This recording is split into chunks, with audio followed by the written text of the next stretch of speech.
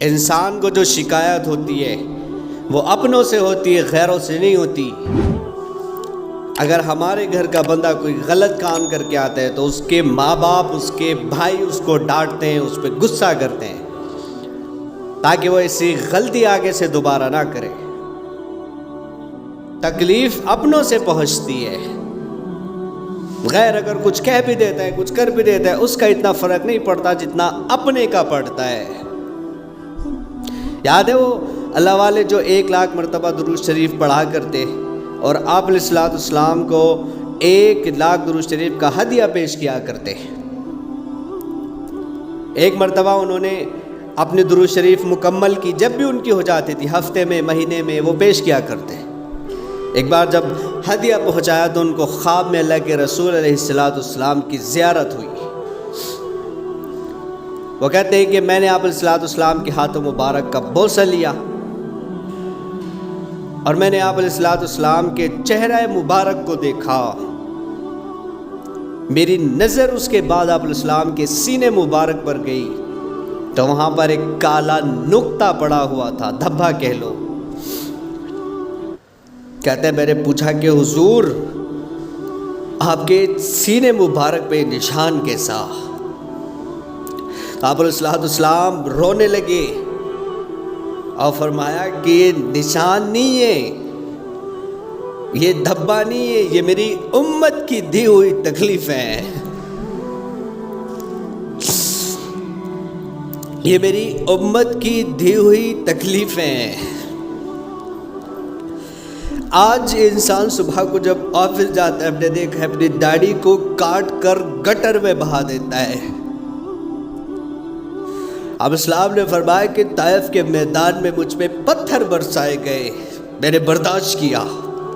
میری بیٹیوں کو طلاق ہوا، میں نے برداشت کیا۔ میرے راستوں میں کانٹے بچھائے گئے، میں نے برداشت کیا۔ میرے اوپر اونٹ کی اوجڑی ڈالی گئی، میں نے برداشت کیا۔ لیکن آج میرے اپنے کیا کر رہے ہیں؟ ہم ذرا دیکھیں تو صحیح، ہم کر کیا رہے ہیں؟ جملہ یاد آتا ہے کہ یہ میری امت کی دی ہوئی تکلیفیں ہیں۔ آج ہماری زندگی میں کوئی طریقہ ایسا نہیں ہے جو آپ علیہ السلام کے مشابہ ہو۔ غیروں جیسی زندگیاں بنائے گھومتے ہیں آج ہم لوگ، پھر دعویٰ کرتے ہیں اپنے محمدی ہونے کا۔ ہم ایسے بن گئے جو ہمارے لیے روئے، ہمارے لیے بھوکے رہے، اور وہ پتھر کھانا کس کے لیے تھا؟ وہ اتنی مشقتیں برداشت کرتا کس کے لیے تھا؟ وہ ہمارے لیے تھا۔ آج امت کے نوجوانوں کا حال دیکھو، امت کی بہن بیٹیوں کا حال دیکھو۔ آپ آج ہر شخص کی زندگی اٹھا کر کے دیکھ لو، نام ہی نہیں آپ علیہ السلام کے طریقوں کا، نام ہی نہیں ہے۔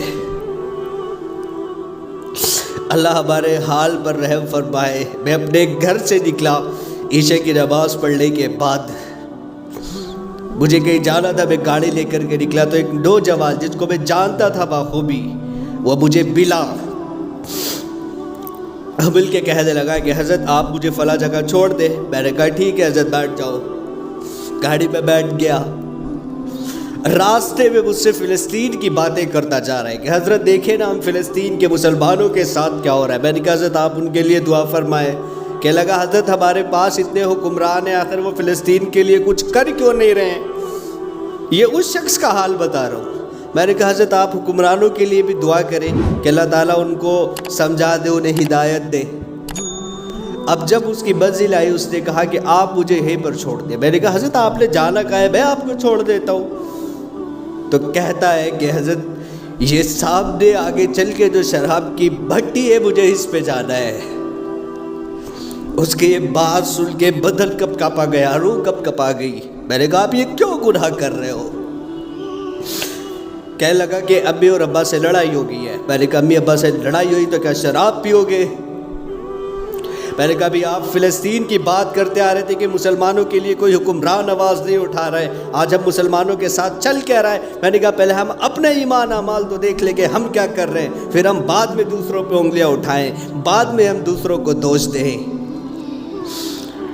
یہ امت کے نوجوانوں کا حال ہے، یہ جاتا ہے تو کیا آپ اسلام کو تکلیف نہیں ہوتی ہوگی؟ بتاؤ مجھے۔ اس لیے حضور نے کہا کہ شکایت اپنوں سے ہوتی ہے، غیروں سے نہیں ہوتی۔ یہ میری امت کی دی ہوئی تکلیفیں ہیں، اللہ ہمارے حال پر رحم فرمائے۔ میرے بھائیوں واپس آ جاؤ، اللہ سے بڑا ہمارا، اللہ کے رسول سے بڑا ہمارا کوئی معین و مددگار نہیں ہے، کوئی ہماری فکر کرنے والا نہیں ہے۔ موت کے وقت میں بھی جس کے جملے اللہم اغفر لی امتی، تو بتاؤ اس سے بہتر ہمارے لیے اور کون ہوگا؟